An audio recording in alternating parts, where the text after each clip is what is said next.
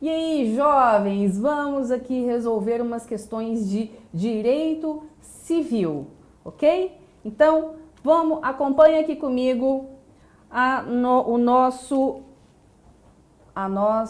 nossa questão de 2018 do 27º exame de ordem. Renata financiou a aquisição de seu veículo em 36 parcelas e vinha pagando pontualmente todas as prestações. Entretanto, a recente perda de seu emprego fez com que não conseguisse manter em dia a dívida, deixando de pagar justamente as duas últimas prestações, 35ª e 36ª. O banco que financiou a aquisição, diante do inadimplemento, optou pela resolução do contrato. Tendo em vista o pagamento das 34 parcelas anteriores, pode-se afirmar que a conduta da instituição financeira viola o princípio da boa-fé em razão do adimplemento substancial. Presta atenção, ela parcelou em 36, ficou faltando exatamente as duas últimas. Ela pagou quase o contrato todo, quase o contrato inteiro, certo? Então, é a teoria do adimplemento substancial dos artigos 421, 422 e 422 do Código Civil que tratam da boa-fé. Vamos dar uma olhada aqui. Adimplemento substancial significa que a maior parte da dívida já foi paga. A maior parte da dívida já foi paga. Ou seja, uma parte considerável foi adimplida. Portanto, não é plausível, não é razoável que se perca o bem apenas por não ter conseguido pagar as duas últimas parcelas. É um absurdo, beira um absurdo um negócio desse. 421 e 422, inclusive, atenção que esses artigos aqui tiveram modificação nas suas redações pela medida provisória 811, super recente. Atualizem os seus vademecums, tá? Seu vademecum provavelmente vai estar desatualizado por conta dessa medida provisória. Acessa lá no site do Planalto para dar uma lida aí na redação atual. A liberdade de contratar será exercida em razão e nos limites da função social do contrato, observado o disposto na Declaração de Direito de Liberdade Econômica. Nas relações contratuais privadas prevalecerá o princípio da intervenção mínima do Estado por qualquer de seus poderes e a revisão contratual determinada na forma externa às partes e será excepcional. Os contratantes são obrigados a guardar, assim, na conclusão do contrato, como em sua execução, os princípios de probidade e boa-fé. Então, o adimplemento substancial, ele é baseado no princípio da boa-fé. Beleza? Então, continuando. 26º exame. Paula é credora de uma dívida de R$900 mil, assumida solidariamente por Marcos, Vera, Tereza e Mirna. Júlio, Simone, Nossa Senhora, Júlio, Simone, Úrsula, Nestor e Pedro. Olha, 1, 2, 3, 4, 5, 6, 7, 8, 9 pessoas. 9 pessoas. Fica aí 100 mil para cada um. Tá bom? Em razão de mútuo, aqui todos aproveitam. Antes do vencimento da dívida, Paula exonera Vera e Mirna da solidariedade, por serem amigas de longa data. 2 meses antes da data de vencimento, Júlio, em razão da perda de seu emprego, de onde provinha todo o sustento de sua família, cai em insolvência. Ultrapassada a data de vencimento, Paula decide cobrar a dívida. Sobre a hipótese apresentada, assinale a alternativa correta. A gente vai ler primeiro a certa, depois vai explicando. Se Marcos for cobrado por Paula, aquele que ficou... Cadê Marcos? Marcos for cobrado por Paula, deverá efetuar o pagamento integral da dívida, porque é solidário. Ou seja, ela pode cobrar de um ou pode cobrar de todos. E posteriormente poderá cobrar dos demais as suas cotas partes, com certeza. A parte de Júlio será rateada entre todos os devedores solidários, inclusive Vera e Mirna, tá? Inclusive Vera e Mirna, porque cadê, gente? Elas foram exoneradas, mas ainda seguem solidárias em relação ao restante. Olha aqui. O devedor que se satisfizer a dívida por inteiro tem direito a exigir de cada um dos codevedores a sua cota, dividindo-se igualmente por todas as do insolvente, Júlio, se o houver, presumindo-se iguais no débito às partes de todos os codevedores. No caso de rateio entre os codevedores, contribuirão também os exonerados da solidariedade pelo credor, Vera e Mirna, pela parte que na obrigação incumbia ao insolvente Júlio. Lembra quando eu falo, vocês não me escutam, quando eu falo que é para ler lei, que é para ler artigo, eu falo sério, tá? Porque quando eu falo, tem que ler a lei, tá vendo que a resposta está em 2 artigos. A resposta está em 2 artigos. Tá certo? A resposta está em 2 artigos, pelo amor de Deus. Vera e Mirna não podem ser exoneradas, podem sim. Eis que nosso ordenamento jurídico não permite renunciar a sua... Pode sim. Se Simone for cobrada por Paula, Simone, cadê Simone? Tá aqui.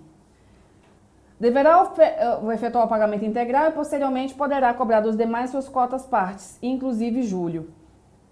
Se Mina for cobrada por Paula, deverá efetuar o pagamento integral da dívida, não porque ela foi exonerada. Posteriormente, poderá cobrar a quarta parte dos demais. A parte de Júlio será rateada entre todos, com exceção de Vera. Também não, ela vai responder, ainda que ela tenha sido exonerada. Certo? Quando eu falo que vocês têm que ler os artigos, vocês não acreditam em mim, estou falando, tem que ler essa lei seca. 24º. André, Mariana e Renata pegaram o automóvel emprestado com Flávio, comprometendo-se solidariamente a devolvê-lo em 15 dias. Que contrato é esse daqui? Esse aqui é um empréstimo. Eita.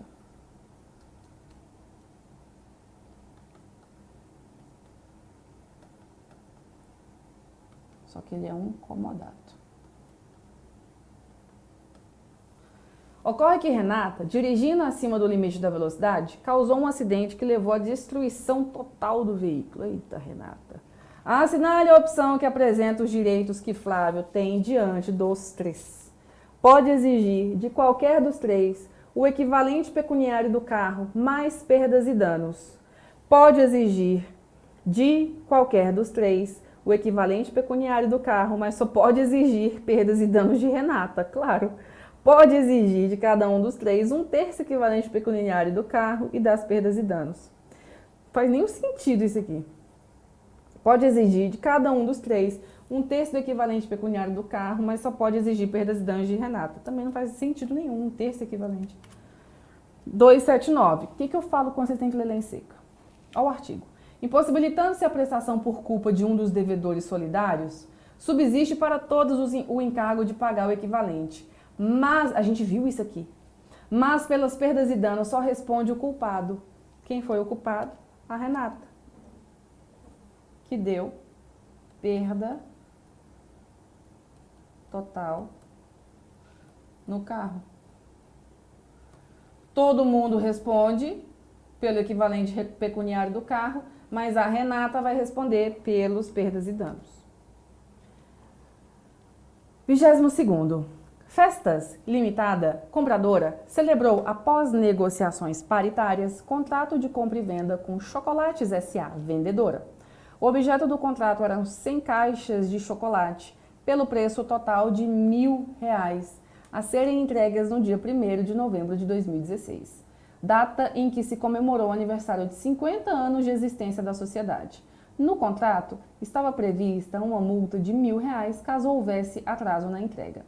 Chocolates S.A., devido ao excesso de encomendas, não conseguiu entregar as caixas na data combinada, somente 2 dias depois. Festas Limitada, dizendo que a comemoração já havia acontecido, recusou-se a receber e ainda cobrou a multa. Por sua vez, Chocolate não aceitou pagar a multa, afirmando que o atraso de 2 dias não justificava sua cobrança e que o produto vendido era o melhor do mercado. Sobre os fatos narrados, assinale a afirmativa correta. Quem nunca passou por uma situação parecida, né? Nossa, isso aqui é uma situação bem comum. Enfim. Festas limitadas. Tem razão, pois houve um inadimplemento absoluto por perda da utilidade da prestação. Lógico, gente. Era para entregar num dia X. Era para entregar no dia, cadê o dia? 1º de novembro, que ia ter a festa. E a multa é cláusula penal compensatória, claro. Chocolates S.A. não deve pagar a multa. Deve sim, pois a cláusula penal quantificada em valor idêntico ao valor é abusiva de forma alguma. Adimpliu sua prestação, ainda que 2 dias depois, razão pela qual nada deve... Não. Só pode exigir 2% de multa, teto da cláusula penal, não.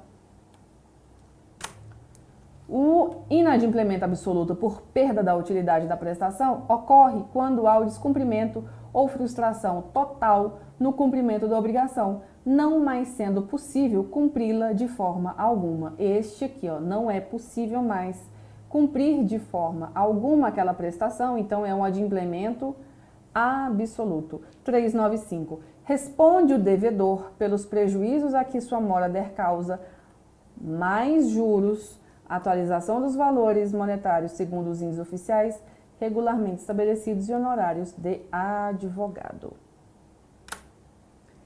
Antônio, vendedor, celebrou o contrato de compra e venda com Joaquim, comprador, no dia 1º de setembro de 2016, cujo objeto era um carro da marca X no valor de R$20 mil, sendo o pagamento efetuado à vista na data de assinatura do contrato. Ficou estabelecido ainda que a entrega do bem seria feita 30 dias depois, em 1º de outubro de 2016, na cidade do Rio de Janeiro, domicílio do vendedor.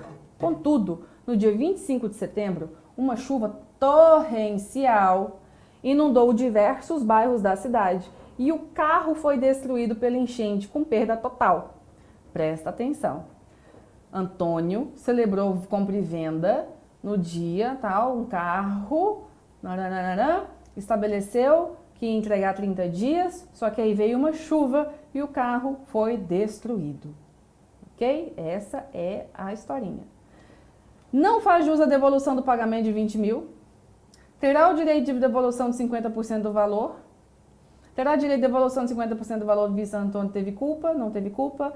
Terá direito à devolução de 100% do valor, pois ainda não havia ocorrido a tradição no momento do perecimento do bem. Tradição é a entrega. Se, no caso do artigo antecedente, a coisa se perder sem culpa do devedor antes da tradição, ou pendente a condição suspensiva, fica resolvida a obrigação. Para ambas as partes, se a perda resultar de culpa do devedor, responderá este pelo equivalente mais perdas e danos.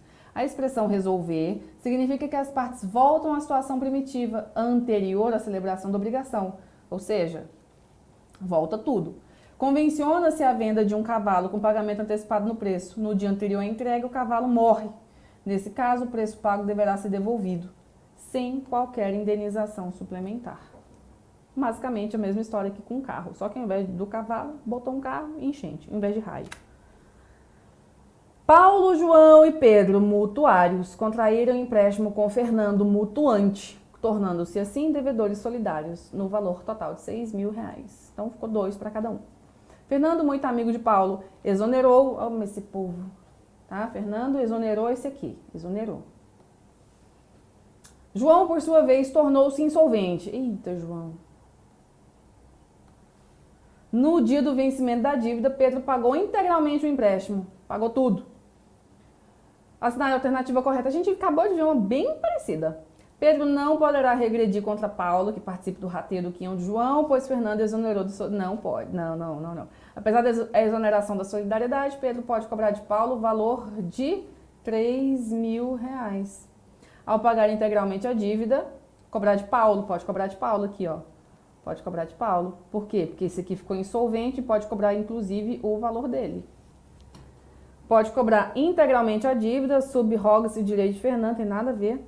Pedro deveria ter pagado a Fernando apenas R$2 mil, pois a exoneração da solidariedade importa necessariamente a solidariedade. Não importa. credor tem direito a exigir receber de alguns devedores parcial ou totalmente a dívida comum, se o pagamento tiver sido parcial. Todos os demais devedores continuam obrigando solidariamente pelo resto. Eu falo, vocês têm que ler artigo, tem que ler a lei, então a gente vai ler 4 artigos aqui. O credor pode renunciar à solidariedade em favor de um, de alguns ou de todos. Pode renunciar, tá? Tem a questão aí que a gente viu também, dizendo que não podia, agora a gente está vendo que pode. Qualquer cláusula, condição ou obrigação adicional estipulada entre um dos devedores solidários do credor não poderá agravar a posição dos outros sem conhecimento deste. No caso de rateio entre os codevedores, contribuirão também os exonerados da solidariedade pelo credor pela parte que na obrigação incumbia ao insolvente. Dívida de R$6.000 entre 3 pessoas, cada um deve 2.000. Os 2.000 do insolvente são divididos entre os solventes. Tanto Paulo quanto Pedro devem pagar, portanto, R$3.000. Mas a dívida foi exigida totalmente de qualquer um deles. Como Pedro pagou integralmente, conforme 284, pode exigir a cota do exonerado. A peça Liberdade, do famoso escultor Lúcio, foi vendida para a Galeria da Vinci pela importância de R$100.000. Ele se comprometeu a entregar a obra 10 dias após o recebimento da quantia estabelecida, que foi paga à vista. A galeria organizou então uma grande exposição na qual a principal atração seria a escultura Liberdade. No dia ajustado, quando dirigia seu carro para fazer a entrega, Lúcio avançou o sinal, colidiu com outro veículo e a obra foi completamente destruída. O anúncio pela galeria de que a peça não seria mais exposta fez com que diversas pessoas exercessem o direito de restituição dos valores pagos a título de ingresso. Sobre os fatos narrados, assinale a alternativa correta. A Galeria da Vinci, vou ler as corretas. A Galeria da Vinci poderá cobrar de Lúcio o equivalente pecuniário da escultura Liberdade, mais o prejuízo decorrente da devolução dos valores dos ingressos relativos à exposição. É lógico, gente. Eu tô rindo porque é meio... Ai, coitado, né? Pobre do Lúcio. Coitado da situação. A Galeria da Vinci poderá cobrar de Lúcio o equivalente pecuniário da escultura Liberdade mais o prejuízo decorrente da devolução do valor dos ingressos relativos à exposição. A obrigação de se dar a coisa certa abrange os acessórios dela, embora não mencionados, salvo se o contrário resultar do título ou das circunstâncias do caso. Se, no caso do artigo antecedente, a coisa se perder sem culpa do devedor antes da tradição ou pendente a condição suspensiva, fica resolvida a obrigação para ambas as partes. Se a perda resultar de culpa do devedor, responderá este pelo equivalente mais perdas e danos. Cadê? Onde é que fala aqui? No dia, dirigia seu carro para fazer a entrega, Lúcio avançou o sinal. Ô, meu pai, avançou o sinal, a culpa dele aqui, ó. Oh, Jesus Cristinho. Por se tratar de obrigação de fazer infungível, a galerinha ainda... Não, eu tô rindo porque, né, eu sei que é, né, mas a gente sabe que essas coisas aqui acontecem na prática também. Então, deixa eu só terminar aqui. A Galeria da Vinci poderá cobrar de Lúcio o equivalente pecuniário da escultura Liberdade, mais o prejuízo decorrente da devolução do valor dos ingressos, visto que o objeto da obrigação de dar coisa certa se perdeu por culpa de Lúcio, avançou o sinal. Oh, meu pai, tá certo? E aí a gente encerra por aqui esse bloco de resolução de questão sobre direito civil. Até já!